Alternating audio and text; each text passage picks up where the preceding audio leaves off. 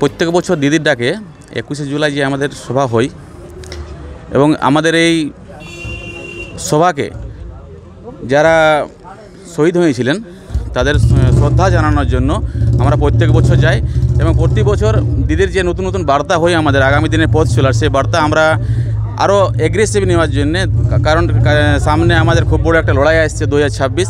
এই লড়াইটাকে আমরা সামনে রেখে বাইক মিছিল করছি, কারণ যারা শহীদ হয়েছেন ওনাদেরকে আমরা সত্যি শ্রদ্ধা জানাচ্ছি এবং আমরা সবাই সকলে এই জন্যে আমরা বাইকে যাচ্ছি, কারণ কষ্ট করে যাচ্ছি যাতে একটু কষ্ট হয় আমাদের, যাতে আমাদের মানুষরা বুঝে যে আমরা লড়াইয়ের জন্য সবসময় প্রস্তুত আছি।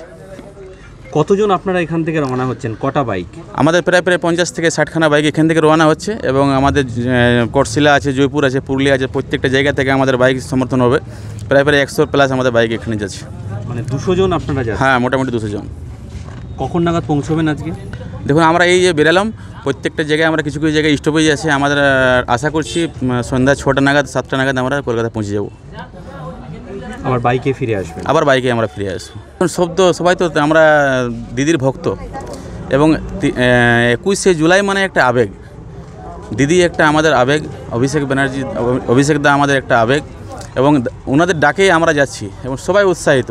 আমাদের সকল কর্মীরা একটা আগামী দিনের লড়াইয়ের জন্য প্রস্তুত হচ্ছে, তাই সকলে উৎসাহিত। চলুন একসাথে আমরা বাইকে যাই।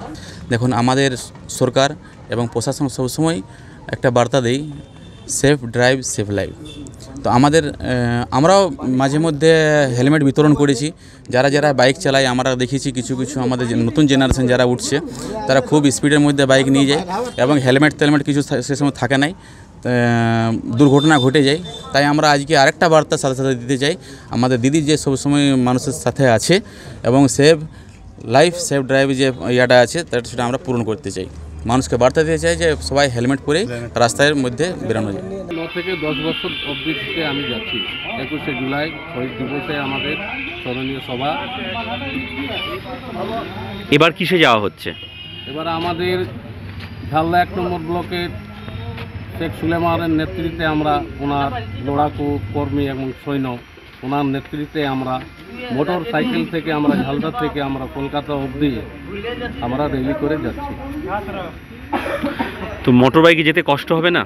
আমাদের যে আনন্দ, দিদি আমাদের যে আনন্দ করেছে, আমরা আনন্দর দিশাহারা, আমরা কোনোই বুঝবো না। উনি যদি বলবে আমাকে দিল্লি যেতে, আমরা দিল্লি চলে যাব। কখন রওনা হবেন? বাস আর কিছুক্ষণের মধ্যেই আমরা এয়ারপোর্ট রওনা, এখান থেকে ঝালদা থেকে বেরিয়ে যাব। আজকে কি পৌঁছবেন? আশা করছি আমরা আজকেই মোটামুটি বিকাল অবধি পৌঁছে যাব। কোথায় থাকবেন ওখানে? ওখানে আমাদের নেতা নেত্রী ওনারা আমাকে এখানে আমাদের থাকার জন্য খাওয়া দাওয়া ব্যবস্থা সবটাই আমাদের জন্য করা হয়েছে।